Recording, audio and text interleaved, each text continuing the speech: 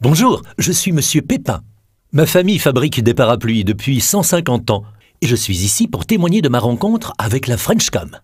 Avant, j'avais un attaché de presse, François. François, comment dire, il était un peu old school, très 20e siècle. François, il aimait faire des communiqués de presse. Chaque fois que je recevais une délégation chinoise ou que j'inventais un nouveau parapluie, il sortait un communiqué. Il me flattait, le coquin. J'étais toujours le plus innovant, le plus écolo. Mais aujourd'hui, qui ne l'est pas?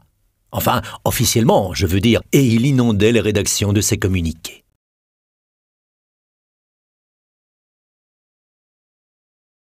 Et toutes les rédactions, quelle que soit la météo.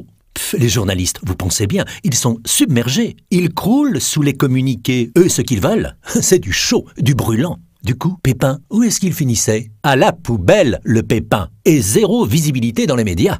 Le déclic. Le jour où j'ai vu Monsieur Poncho à la une du journal. Dehors, c'était la tempête. Et c'est à lui que les journalistes ont posé des questions. Pourquoi lui? Pourquoi pas moi? Mais ça, c'était avant. Depuis, j'ai trouvé celle qui me fallait, la Frenchcom, une agence de relations presse. Là, je suis passé dans le 21e siècle, le 2.0, l'ère des réseaux sociaux et de l'Internet. Avec la Frenchcom, on a établi un plan média, une stratégie, des objectifs. Les infos du quotidien, on les met sur le site ou les réseaux sociaux. Les journalistes viennent quand ils veulent.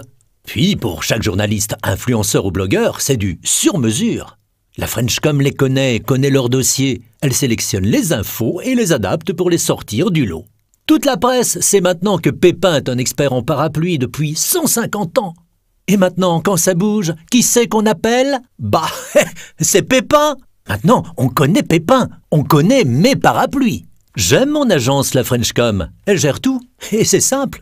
Et vous, ça se passe comment ?